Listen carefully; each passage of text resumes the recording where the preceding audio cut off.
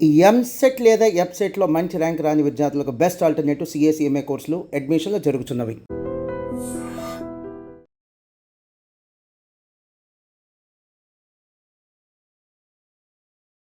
హైదరాబాద్ రాయదుర్గం పరిధిలో ఉన్నటువంటి ఒక ఓయో రూమ్‌కి సంబంధించిన ఇన్సిడెంట్ ఇప్పుడు రాష్ట్ర వ్యాప్తంగా కూడా చర్చనీయాంశంగా మారిపోయింది. ఎందుకంటే ఒక అనుమానాస్పద మృతిగా ఇప్పుడు పోలీసులైతే కేసు నమోదు చేసి విచారణ అయితే చేస్తున్న సందర్భం అయితే కనిపిస్తోంది. యాక్చువల్లీ ఈమె పేరు వచ్చేసి అనూష. ఈమెకు కేవలం 26 సంవత్సరాలు మాత్రమే. అండ్ ఆల్రెడీ మ్యారేజ్ అయిన తర్వాత భర్తతోని విభేదాలు ఉండడంతో వాళ్ళిద్దరు కూడా విడాకులు తీసుకొని విడిపోయినటువంటి పరిస్థితి. కానీ ఈమె ప్రొఫెషన్ వచ్చేసి ఒక బ్యూటీషియన్గా ఆమె ప్రొఫెషన్గా ఉంది కాబట్టి బ్యూటీషియన్గా ఆమె తన కాళ్ళ మీద తను నించొని తను కూడా జీవిస్తున్నటువంటి పరిస్థితి అయితే కనిపిస్తోంది. కానీ అనూష విషయంలో మరి ఏం జరిగిందో ఏంటో తెలియదు. ఈమె నల్గొండకు సంబంధించిన వాసి, కానీ ఇక్కడ వచ్చి ఆమె బ్యూటీషియన్గా వర్క్ చేస్తున్నటువంటి పరిస్థితి అయితే కనిపిస్తోంది. అయితే 22వ తారీఖున ఓయో రూమ్కి వచ్చి మరి వాళ్ళ స్నేహితులతో పార్టీ చేసుకుంటున్నాను అని ఇంటి కుటుంబ సభ్యులకంటే వాళ్ళ అమ్మా నాన్నకి చెప్పి నేను నా ఫ్రెండ్స్తోని వెళ్తున్నాను, పార్టీ చేసుకొని మళ్ళీ తిరిగి ఇంటికి వస్తాను అని చెప్పి వెళ్ళింది 22వ తారీఖున. కానీ 22వ తారీఖున మరి ఎంత పొద్దుపోయినా కూడా ఆమె రాకపోవడంతో వీళ్ళ తల్లిదండ్రులు పోలీసులకైతే కంప్లైంట్ చేసిన పరిస్థితి అయితే కనిపిస్తోంది. కానీ 22వ తారీఖున మరి స్నేహితులతోని వెళ్తున్నాను, పార్టీకి వెళ్తున్నా అని చెప్పిన వ్యక్తి మరి ఓయో రూమ్, దట్టు రాయదుర్గం పరిధిలో ఉన్నటువంటి క్యూబా ఓయో రూమ్లో ఆమె మృతి చెంది ఆత్మహత్యగా ఆమె ఒక ఫ్యాన్కి వేళ్లాడుతూ కనిపించినటువంటి పరిస్థితి అయితే కనిపిస్తోంది. ఇప్పుడు ఆ ఓయోకి సంబంధించిన సిబ్బందిని అడిగినప్పుడు అవును ఆ ఓయో రూమ్కే తను వచ్చిన తర్వాత మరి ఎంతకీ పొద్దుపోయినా కూడా ఆ రూమ్ల నుంచి బయటకు రాకపోవడంతోనే మాకు అనుమానం వచ్చి మేము పోలీసులకు ఇన్ఫర్మేషన్ ఇచ్చాము. ఇన్ఫర్మేషన్ ఇచ్చినప్పుడు ఆల్రెడీ వీళ్ళ అమ్మా నాన్న మిస్సింగ్ కేసు నమోదు చేసి ఉన్నారు.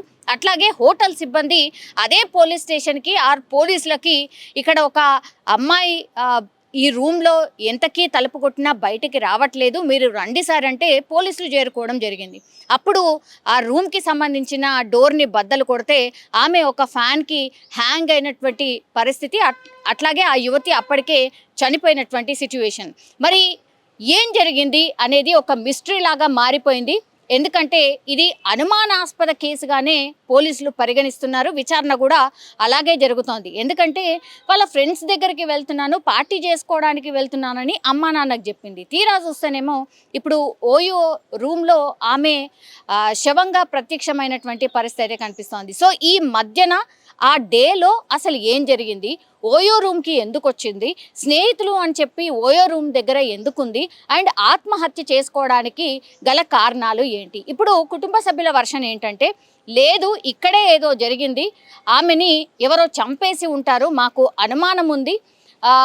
ఎందుకంటే ఆమె స్నేహితులతోని వెళ్తున్నామని చెప్పిన ఆమె ఓయో రూమ్లో అసలు ఎట్లా ప్రత్యక్షం అవుతుంది, అట్లాగే ఆమె ఎందుకు ఆత్మహత్య చేసుకుంటుంది?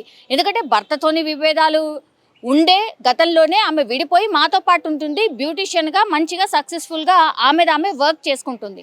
ఆత్మహత్య చేసుకోవాల్సిన పరిస్థితి ఎంత మాత్రం లేదు. సో ఇక్కడ ఏదో జరిగింది, మాకు అనుమానం ఉంది, ఎవరో చంపేసి ఆ తర్వాత ఆత్మహత్యగా చిత్రీకరిస్తున్నారు అని పోలీసులకైతే వీళ్ళు విచారణలో చెప్పినటువంటి పరిస్థితి. అయితే ఈ అమ్మాయి అనూషకి సంబంధించిన బ్యాక్గ్రౌండ్ని తెలుసుకునే ప్రయత్నం చేస్తున్నారు. అండ్ ఆమె ఫోన్కి సంబంధించిన చాట్ని కూడా పూర్తిగా క్షుణ్ణంగా పరిశీలిస్తున్నారు. అండ్ ఆమె ఎక్కడి నుంచి ఎటొచ్చింది, ఎప్పుడు వచ్చింది, ఏ టైంకి వచ్చింది అనేది కూడా పూర్తిగా అంటే ఆ చుట్టుపక్కల ఉన్నటువంటి పూర్తిగా సీసీ కెమెరాకి సంబంధించిన అంత ఇన్ఫర్మేషన్ కూడా పోలీసులు గ్యాదర్ చేస్తున్నటువంటి పరిస్థితి. 22వ తారీఖున జరిగింది, కానీ ఇది కొంత ఘటన బయటికి రావడానికి కూడా కొంత ఆలస్యమైంది అని కూడా చెప్పొచ్చు. మరి ఈ కేసులో అనూష నిజంగానే ఆత్మహత్య చేసుకుందా, ఆత్మహత్య చేసుకుంటే ఎందుకు చేసుకుంది, ఒకవేళ హత్య జరిగిందా, హత్య ఎవరు చేశారు, ఎందుకని చేశారు, what is the reason? And ఇంకోటి స్నేహితులతోని వెళ్తా ఉన్నా అని అమ్మ నాన్నకు చెప్పాల్సిన అవసరం ఏముంది? తీరా చూస్తే ఓయో రూమ్లో ఎట్లా ప్రత్యక్షమైంది, ఎవరు చంపారు, ఓయో రూమ్లో ఆమెతో పాటు ఎవరెవరు ఉన్నారు, అనేది కూడా పూర్తి స్థాయిలో పోలీసులు అయితే విచారణ చేస్తున్న పరిస్థితి కనిపిస్తోంది. నిజంగా ప్రస్తుతం ఉన్నటువంటి సమాజం దేనికి ప్రయారిటీ ఇస్తుంది? ఆర్థిక సంబంధాల చుట్టూ మాత్రమే తిరుగుతోంది. మళ్ళీ ఎన్నికలంగానే చాలా విరక్తి కలుగుతున్నాం. మంచి అనిపిస్తుంది కదా, లేడీస్ కూడా ఛాలెంజింగ్ జాబ్స్ చేసినప్పుడు చాలా బాగుంటది. ట్రాఫిక్ అసిస్టెంట్స్ గా నియమించిన ట్రాన్స్జెండర్స్ అందరితో సాల్యూట్ చేయించుకుంటున్నారు. ఫుడ్ డెలివరీ ఇవ్వటానికి వెళ్ళినటువంటి డెలివరీ బాయ్ అనిల్ పై కళ్ళ ముందు పిల్లని కొట్టి